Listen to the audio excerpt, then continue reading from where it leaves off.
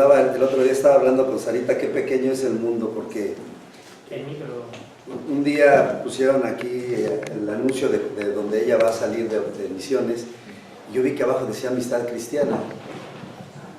Y Amistad Cristiana es una iglesia que es la que nos envía a nosotros de México, es nuestra iglesia.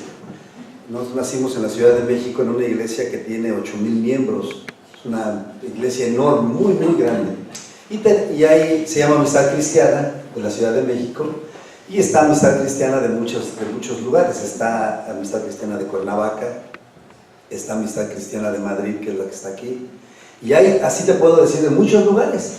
Y yo, bueno, conozco al fundador de las iglesias, es la pastora, y el pastor de Madrid, yo los conozco, son los hijos, ella es la hija del fundador, y bueno, ella es México-americana y él es mexicano.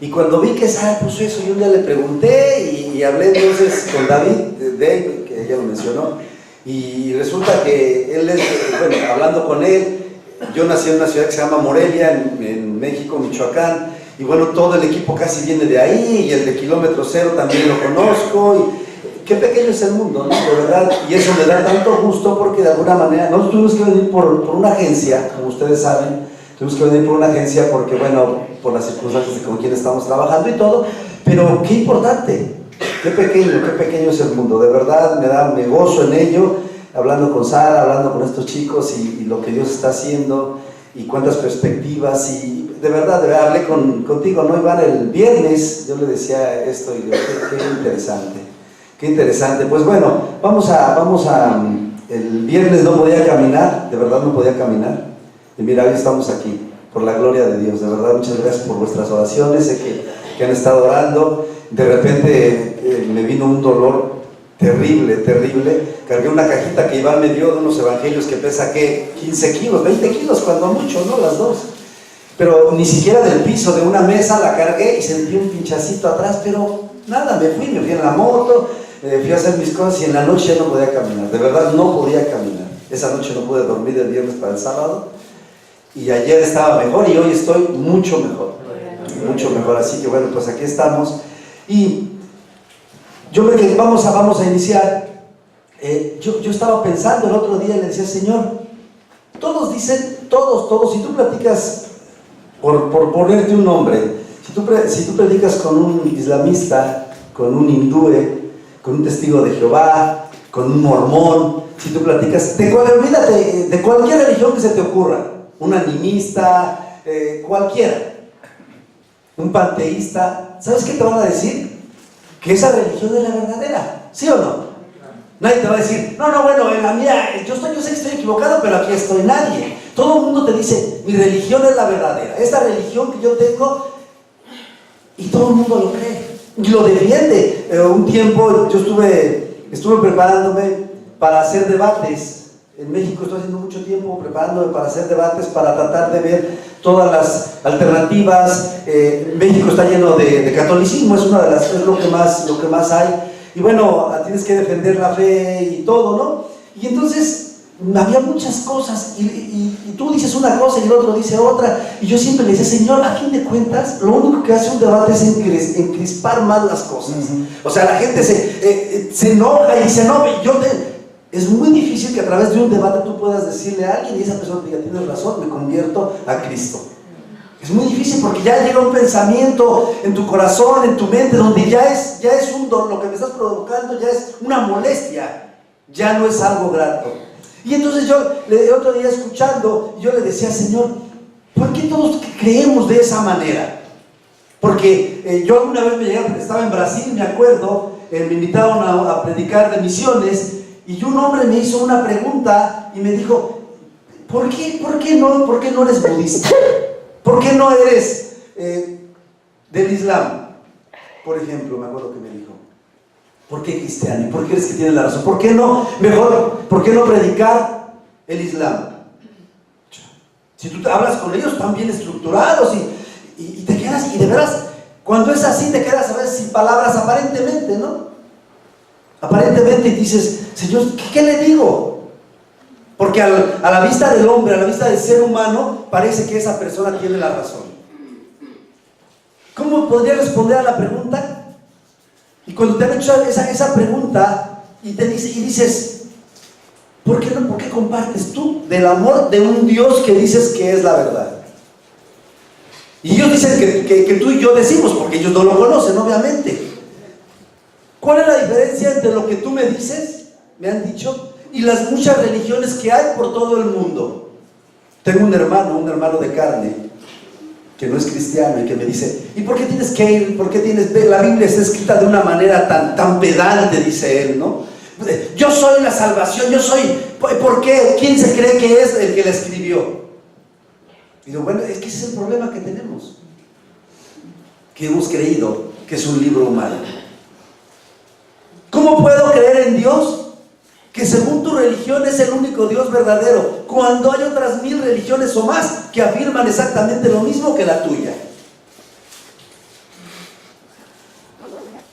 Además, me he dado cuenta, me han dicho, que los que afirman ser religiosos son unos hipócritas y distan mucho de ser perfectos. La iglesia está llena de hipócritas. ¿Yo por qué voy a ir a la iglesia? Porque la gente piensa, bueno, es que tú no te debes de enojar ya. Tú dices que eres cristiano y te vi el otro día discutiendo con tu esposa. Tú dices que eres cristiano y te vi el otro día reclamando tus derechos, molestándote. Y la gente piensa que una vez que eres cristiano eres perfecto, que ya no, ni siquiera sudas, que ya... Sí, eso cree la gente, de verdad. Pero te voy a decir una cosa, le dije una vez algo, ¿sabes qué? ¿Cuál es la diferencia? Sí, es cierto que la iglesia está llena de hipócritas, pero de hipócritas redimidos, si tú les quieres llamar hipócritas. Si para ti yo era pecador, hoy vengo a la iglesia. Si para ti eso es ser hipócrita, sí, ¿sabes cuánto hiciste allá? Ahora vienes a la iglesia y ya crees que ya por eso Dios te perdonó. No lo creo, Dios me perdonó. Es que eso es hipócrita. Bueno, si tú no me quieres llamar de esa manera, soy hipócrita redimido. La diferencia es que tú eres hipócrita sin redimir. Esa es la diferencia. A fin de cuentas, dicen, ¿no es acaso lo mismo? ¿No llevan todas las religiones por el mismo camino? A Dios no le importa qué religión llevemos, porque a todas llevan a Él al final. ¿Nunca has oído eso? Amamos al mismo Dios, no pasa nada. Nada más que tú por un camino y yo por el otro. ¿Es posible eso? Si eso fuera posible, en primer lugar Jesús no habría venido. ¿Para qué vengo?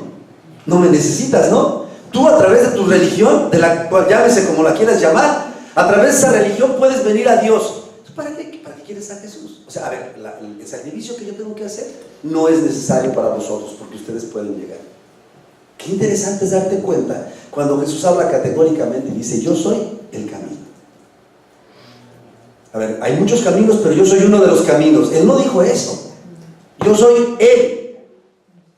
¿Cómo podemos saber? Voy a ir, no se queden, ya veo las caras tristes de que, oye, pues hizo muchas preguntas y ¿cómo puedo resolver todo esto? No se queden ahí, ahora vamos a dar respuestas, porque si no, entonces ¿para qué es la prédica, no? Para que te vayas a tu casa pensando en lo que los demás te dicen, cómo te lo dicen, y te dicen, bueno, ¿y tú crees que tienes la razón?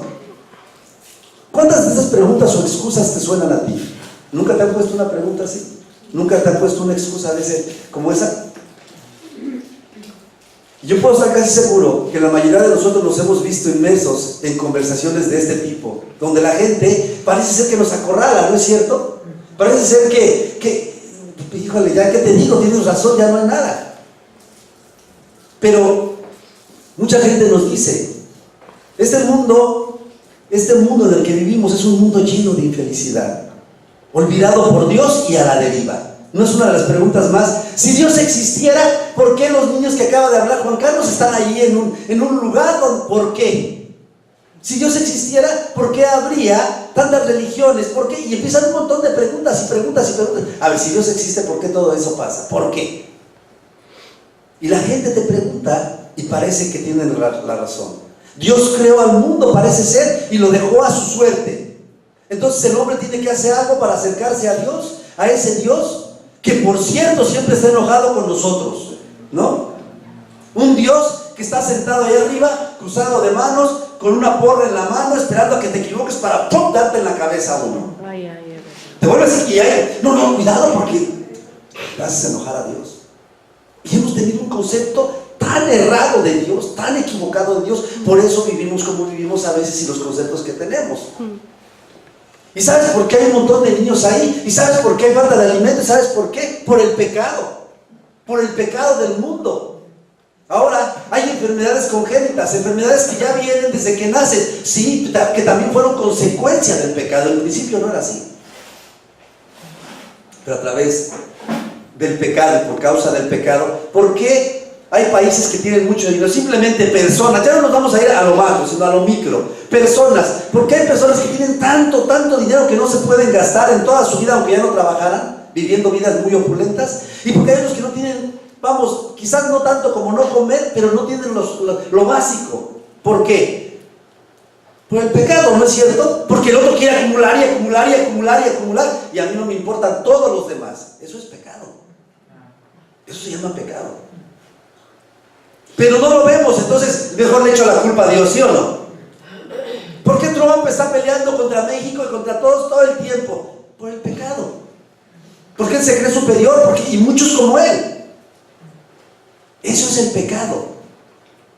Y no existe nada más falso y fuera de contexto que una mente atrapada en las ideas de este mundo. 2 Corintios 4:4, ¿la tiene por ahí? Dice, en los cuales, hablando de las personas, el Dios, si te das cuenta, es un Dios con D minúscula, de este siglo cegó el entendimiento de los incrédulos, para que no les resplandezca la luz del Evangelio de la gloria de Cristo, el cual es la imagen de Dios. Pero aquí hay algo interesante, dice, cegó el entendimiento ¿de quién? De los incrédulos. ¿Cuál es el requisito para que yo pueda experimentar esa verdad de Cristo? Creer. Necesito creer. Ahora, cuando yo vine al cristianismo, yo estaba estudiando para ser cura católico. Yo estaba en el seminario. Y cuando Dios realmente me arrebató de ahí, porque yo decía, qué casualidad. No, ahora entiendo que no fue una casualidad, fue el Espíritu Santo. Y cuando empiezo a ver, yo decía, de verdad, no estoy equivocado. Mira, hay en México, somos 110 millones de habitantes, de los cuales 90 millones son católicos. Somos 12 millones de cristianos evangélicos y otros poquitos que no creen en nada. Yo decía que no puede ser que, ¿a poco todos están equivocados? La mayoría. Y entonces empiezas a ver, cuando Dios te empieza a revelar y te das cuenta que es más fácil vivir tu vida como tú quieras. Y en una religión, ¿sí o no? Haces lo que tú quieres hacer, como tú quieras hacerlo, 3 Aves Marías, o lo que tengan que hacer, o el Ramadán, o lo que, según la religión, y ya, se arregló el problema. Asunto arreglado. ¿No es cierto? Ya, estoy nuevo para volver a pecar. El carnaval, ustedes aquí lo conocen muy bien, en México no es tan fuerte, pero aquí, el carnaval es un tiempo de desenfreno, un tiempo de cada quien haga lo que se le dé la gana, y después se ponen en el recogimiento porque ya viene el tiempo de la cuaresma. O sea, qué absurdo, ¿no es cierto? ¿Sabes cómo se llama eso? Religión. Papá, me voy a ir a drogar, y después vengo y me pongo en cuentas contigo. Después no salgo de la casa por 40 días.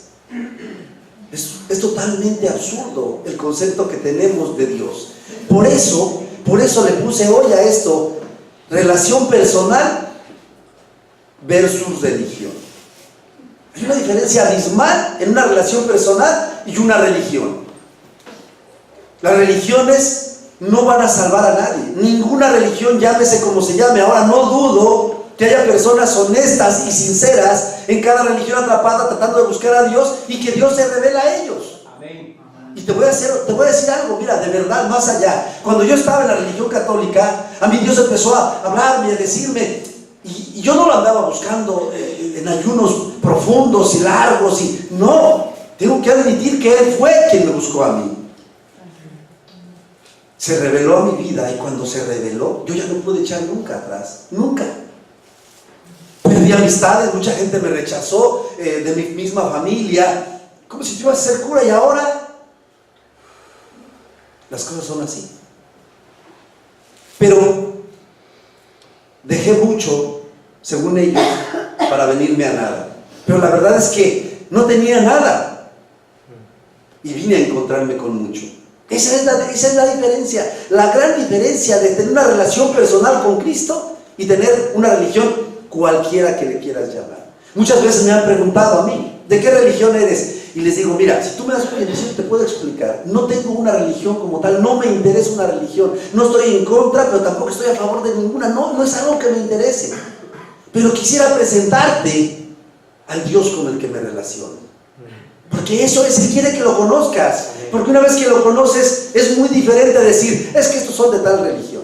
Ahora, si somos estrictos, bueno, pues a lo mejor somos evangélicos, ¿no? Y ya. Si tú quieres saber exactamente, así como que formalmente qué religión, pues somos evangélicos. No tenemos una religión, pero si tú lo quieres ver así. Cualquier religión te pedirá que vivas tu vida agradando al Dios de esa religión, para ver si al final has logrado agradarle con tus acciones, y entonces Él te acepte o te rechace, según hayan sido tus acciones en esta tierra. Vivir con la incertidumbre de no saber si al final iré al paraíso o al infierno. Yo vivo una vida hoy y todo el mundo está queriendo, ¿por qué haces esto? ¿Por qué lo otro? El otro día ahí en donde trabajamos, una mujer vino y venía cubierta y normalmente no viene, y alguien le dijo, ¿y por qué? Es que no completé el Ramadán en su tiempo, entonces ahora lo estoy completando. ¿Y qué pasa si no lo hace? Le dije yo, ¿qué sucede si ya no? No, es que eso no. Se enoja conmigo, ¿no? Ese es el concepto que tenemos. No sé si iré al paraíso o al infierno. Es una balanza siempre donde están las cosas malas y tengo que estarle poniendo cosas buenas, porque si se va más del lado malo, puede ser que hasta me enferme por culpa de eso. Puede ser que un ser querido se muera. Puede ser que venga un burro y me atropelle, ¿no? Estás pensando que te pueden pasar cosas malas porque estás haciendo cosas cuando de verdad no tiene nada que ver con Dios.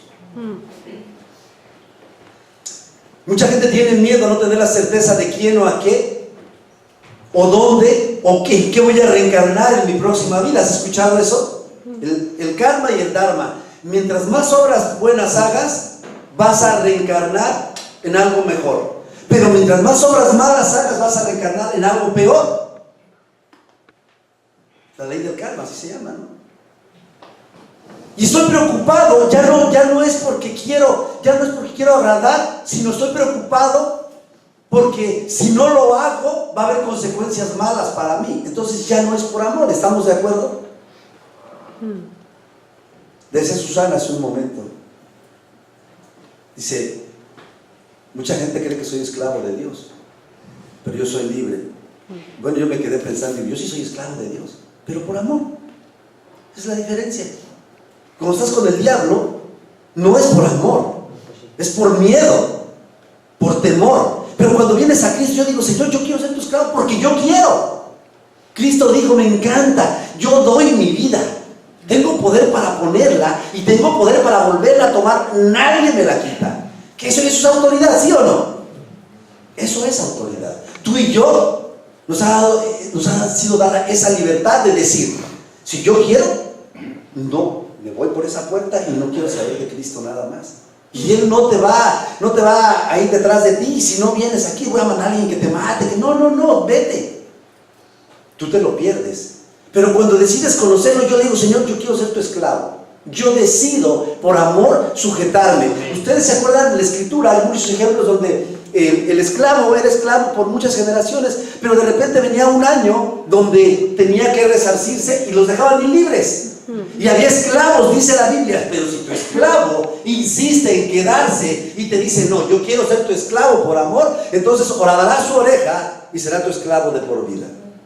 Les hacían un hueco en la oreja, una marca que decía que era ya mi esclavo de por vida, pero porque él quería. Él era libre de irse y él dijo, no, me gusta cómo me tratas, eres mi amo y me quiero quedar contigo. Esclavo por amor. Se quedaban por amor, ¿no es cierto? Y esa es la diferencia. No tenemos que estar buscando con sacrificios humanos tratar de apaciguar la ira de un Dios que está molesto con nosotros todo el tiempo. Eso no es cierto. Y ese es el concepto que tiene la gente. Yo no puedo venir a Dios porque yo soy muy malo. O hay alguien que te dice, bueno, yo no soy malo, yo no necesito a Dios, el otro extremo, ¿no? Yo no he matado, yo no he robado, yo no... Entonces, sin embargo, siempre tenemos pecado, porque la Biblia dice que todos somos pecadores. En Cristo no es así. En Cristo yo tengo la certeza de que Él me acepta hoy y que puedo vivir el resto de mi vida solo para agradarle, dentro del amor perfecto que echa fuera el temor. Eso es importantísimo, ¿no?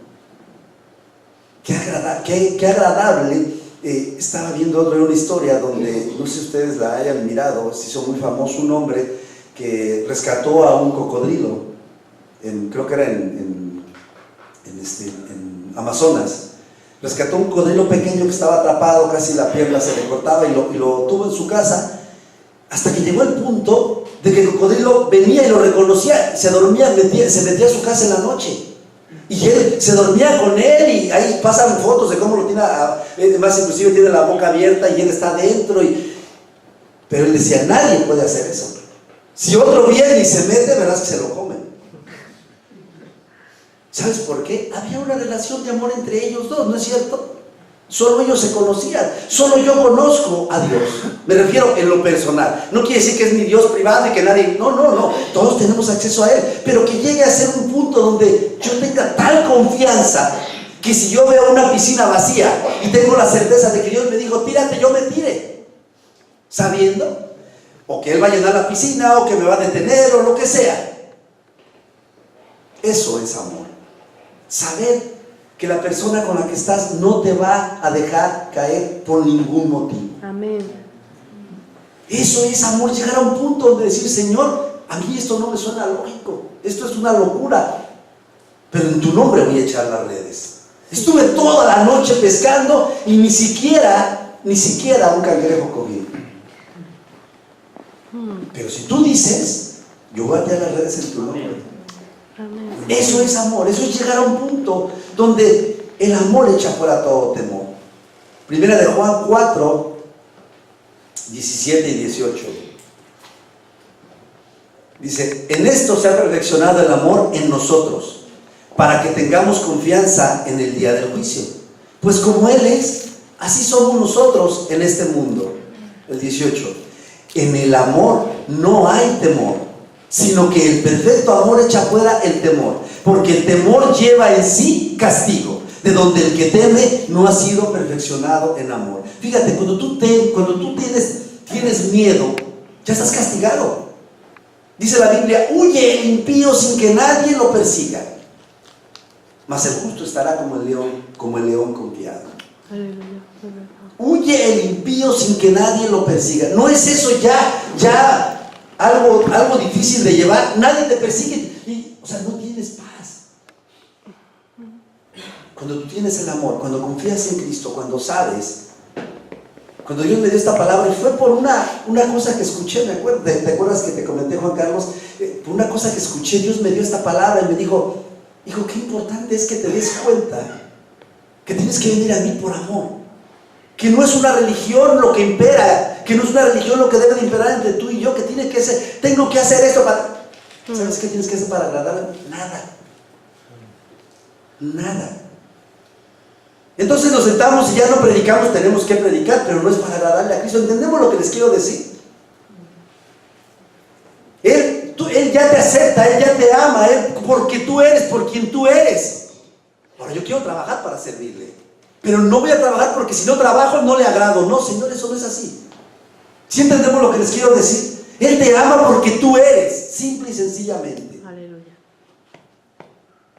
Los que somos padres, cuando un bebé está en el vientre de la mamá, ya lo amamos, ¿no es cierto? ¿Y qué ha hecho?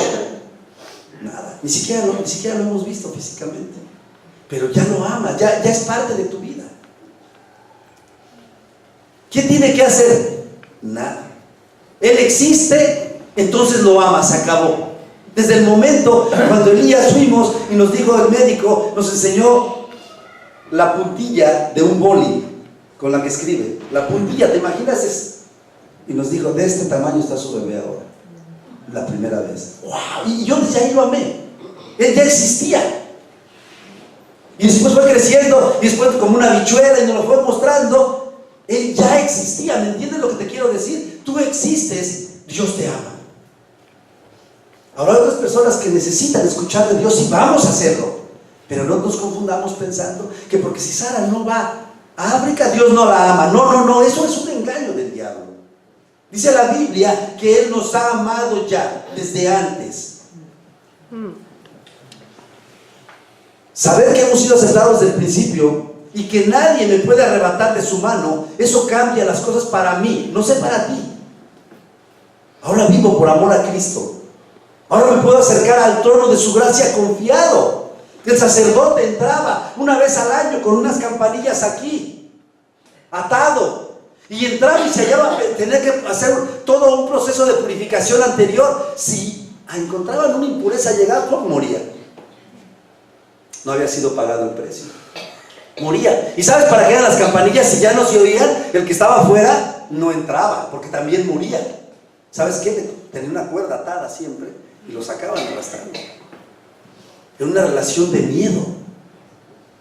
Y voy a entrar, pues si no salgo, mi amor, hasta luego. No sabía, no había la certeza de saber, pero ahora no. Ahora en Cristo Jesús tenemos esa certeza. Para eso apareció el Hijo del Hombre, para deshacer las obras del diablo, para que tú y yo no vivamos más en ese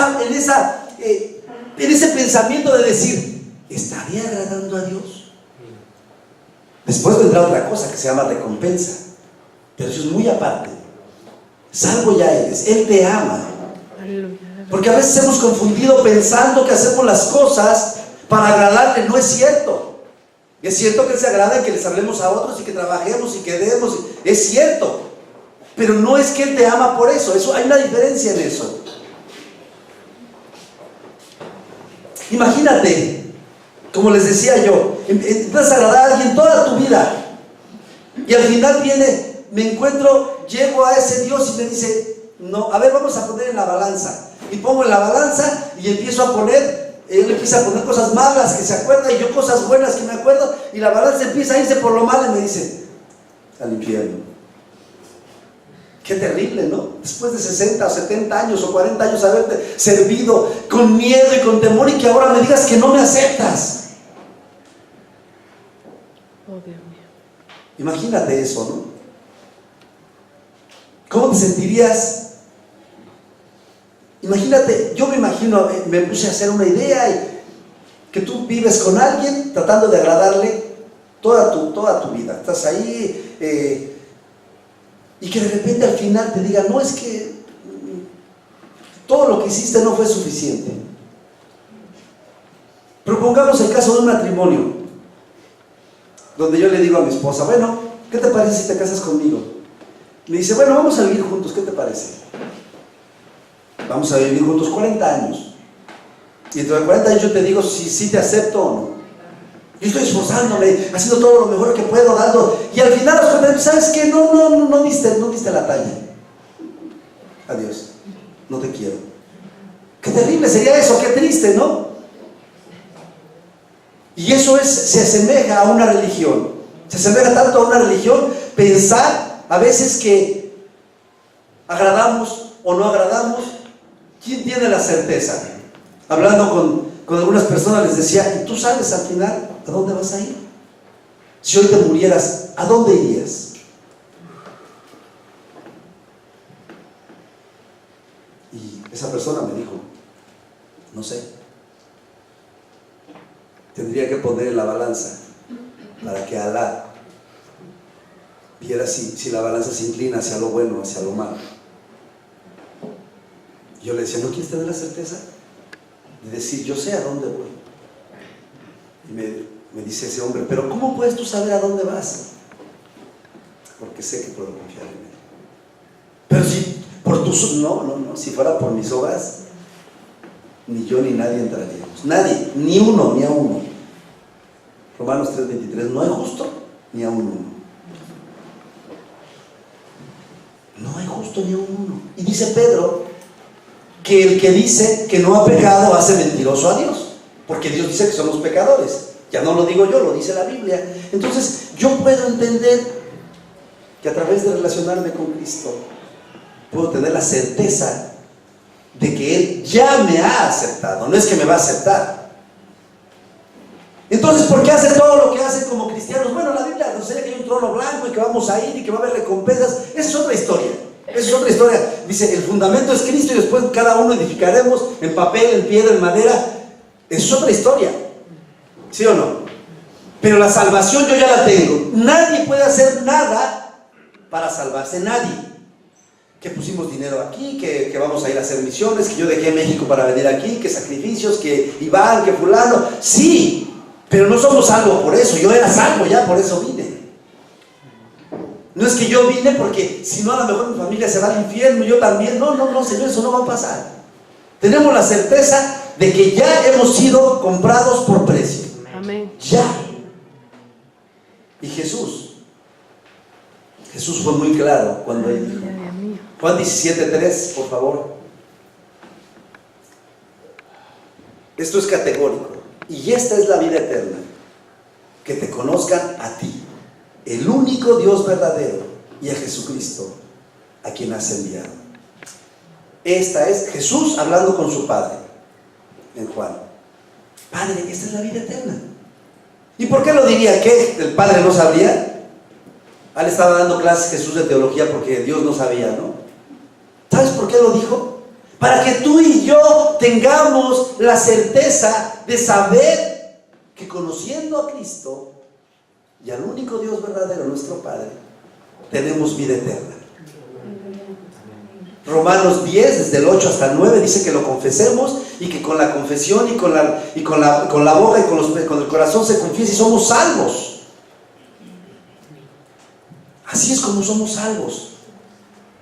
Jesús desea que yo una vida de relación con Él, que sea su amigo, que lo más hermoso para mí sea su presencia. Yo a veces me quedo pensando, cuando estoy orando, y de repente tengo una lista de oración y empiezo a orar, y cuando me doy cuenta, 1:30, 2 horas, y digo, ay Señor, solo pidiéndole, solo diciéndole lo que tiene que hacer. Me siento mal a veces dándole órdenes. Señor, y te pido por fulano, y haz esto, y haz lo otro. ¿Y no puedes pasar un tiempo conmigo? Y no eres capaz de venir y no decirme nada y no pedirme nada y solo decirme que me amas. Yo a veces les bromeo a mis hijos, ¿no? Papi, no tengo dinero, les digo, ¿no? Porque ya sabes que se acercan a ti, te van a pedir algo, ¿no? Qué tristeza que Dios me tenga que decir lo mismo a mí. Oh Señor, te alabo. No tengo dinero, no te me acerques, ¿no? Cuando que yo sé que se me van a acercar simple y sencillamente porque quieren estar conmigo. Que su presencia sea mi deleite, que pueda acercarme a Él sin temor, porque yo sé quién es Él. No es un Dios que está enojado, que está planeando cómo hacerme la vida imposible. No es un Dios que quiere que yo viva de una manera desesperada. Es mi Padre. Y eso sí lo puedo comprender, porque mi mente finita no comprende cómo es que Dios es tan bueno conmigo si yo soy tan malo. Al menos yo no lo entiendo. Quizás tú lo puedas entender, pero en mi mente finita dice, no, eso no es posible. Lo lógico es que si tú has sido malo con Él, pues que Él también sea contigo recíproco, ¿no? Eso es lo que hacemos normalmente. Pero cuando yo puedo entender que Él es mi Padre, eso cambia las cosas, ¿no? Eso cambia las cosas. Cuando somos hijos no entendemos tan bien una relación de padre e hijo, pero cuando somos padres, entendemos esa relación. Bien que la entendemos, ¿no es cierto? Cuando somos padres, las cosas cambian totalmente. Desde pequeños, mi hijo, le voy a enseñar un montón de cosas y dice Dios, no, Él te va a enseñar a ti sin hablar. Te voy a mostrar mi misericordia a través de tus hijos y vas a saber lo que es amar, aun cuando ellos sean desagradecidos. Y vas a aprender a perdonar todos los defectos tan grandes, a hacerlos pequeñitos. Lo vas a aprender. Entonces puedo entender que puedo conocer a Dios en una relación de padre e hijo. Eso explica muchas cosas del por qué Dios está anhelándome, de por qué Dios anhela verme. Hay una diferencia abismal entre relación personal y religión. Como les decía al principio y como comenzamos diciendo, todas las religiones pretenden tener la verdad, todas las religiones dicen que ellos tienen la verdad y están argumentadas y están... Yo veo a veces las religiones y le digo, Señor, si yo no fuera cristiano, esta me convencería, ¿no? O esta otra.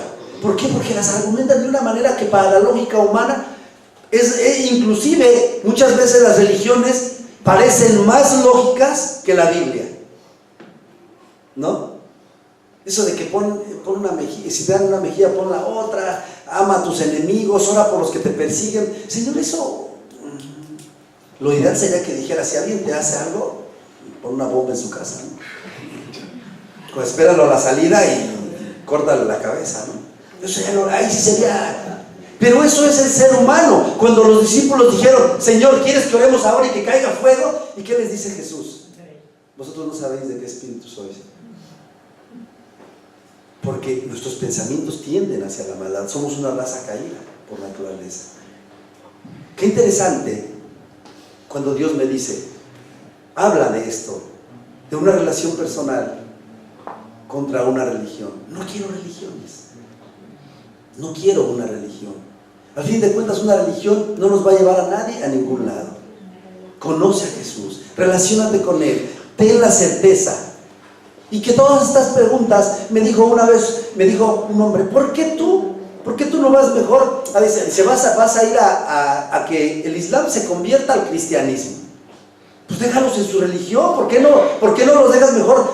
Ayúdales a que se afirmen en su religión. Le digo, mira, si yo supiera que esto es como irle al Barça, o irle al Madrid, al Málaga, al que quieras irle, o sabes que yo soy del PP, del PS, soy del que me quieras decir, haz lo que quieras. Eso se va a acabar y ya, se acabó. Si no tuviera que ver con tu eternidad, si tu eternidad no estuviera en juego, si la eternidad del ser humano no estuviera en juego, ¿qué me importa? ¿No es cierto? Que hagan lo que quieran, al fin de cuentas todos nos vamos a morir ya, pero no es así. De tu relación con Cristo depende tu eternidad. ¿Dónde vas a pasar tu eternidad? Si hoy murieras, ¿a dónde irías? Y la gente, cuando tú le dices, yo estoy seguro que voy con Dios, inclusive llegan como a ofenderse, ¿no? ¿Por qué te jactas de decir que eres tan perfecto? No, lejos estoy de ser perfecto. Sin embargo, Él ya pagó en la cruz por mí. Yo he aceptado ese sacrificio como mío. Y hoy tengo entrada al trono de su gracia. No por obras que nadie haya hecho. Porque la Biblia dice bien claro, no te voy a juzgar por obras que hayas hecho, te voy a juzgar por qué hiciste con mi Hijo Jesucristo. Ese va a ser el asunto. La gente piensa que Dios va a pararse ahí y te va a decir, a ver, vamos a ver todo lo bueno que hiciste y lo malo. Señor, ni le muevas, vayan al infierno. O sea, la verdad es que hice tantas cosas malas que no creo que las cosas buenas que he hecho puedan soportar el peso, ¿no? Pero sin embargo, cuando llega a su presencia, me dice, ¿qué hiciste con mi hijo? Señor, lo acepté, lo conocí, me rendí delante de Él como Señor y Salvador de mi vida. Pasa, buen siervo. Ni siquiera se va a acordar de mi pecado.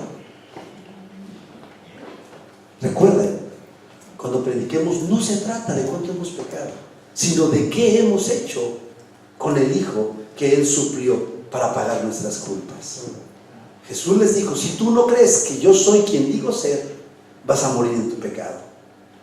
Pero tú eres el sacerdote, tú eres el encargado de la mezquita, tú eres el encargado de la sinagoga. Te vas a ir al infierno. De verdad, si no crees que yo soy quien yo digo ser. Y ustedes dense cuenta, la mayoría de religiones, no la mayoría, todas las religiones del mundo, el problema es con Jesús. Ah, no, sí, pero sí confiamos en Jesús. Pero tú no crees que Él es Dios. No, bueno, ahí sí ya no. Lo que pasa es que Él es el Hijo de Dios. No, Él es, no. Y siempre todas las religiones tienen ese problema con Cristo. Todas. Con María no hay problema, con Juan no hay problema, pero con Jesús sí. ¿Por qué? Porque con Él es el pleito. Porque el diablo tiene pleito con Él. Con Él es el pleito. Si el diablo llega a desacreditar que Jesús, como cuando salió por ahí la película de El Código Da Vinci, no sé si algunos de ustedes la vieron, y algunos amigos me dijeron, oye, ve a verla, tu fe se va a poner en tela de juicio, vas a ver que a lo mejor hasta dejas de ser cristiano. Ay, qué tonterías, o sea, de verdad, dices, te pones a ver, dice, el diablo piensa que haciendo estupideces como esa va a dejar a los que amamos a Cristo apartarnos de Él. Ni espada, ni muerte. Yo no sé si alguien entrara ahora y dijera, voy a matar a todos los cristianos, ¿qué pasaría? Porque lo decimos muy fácil, ¿sí o no? No, yo diría, aquí estoy, yo soy. Pero la realidad es, quién sabe cuál sería. Que Dios nos ayude a estar firmes por amor a Él. Que Dios nos dé la capacidad de poder pensar cuerdamente que yo tengo, no que agradarle a Él por obligación, sino porque lo amo. Porque Él me amó primero, yo quiero amarlo. Amados, de verdad, piensen cuando se encuentren con todos estos argumentos, ¿cuál es la diferencia? La diferencia es el amor. Se acabó, ya es sencillo, el amor. En las religiones normalmente no hay amor, y en ese tenemos amor. Esa es una diferencia muy grande. ¿De acuerdo? Vamos a ponernos de nuevo. Dime, sí, dime.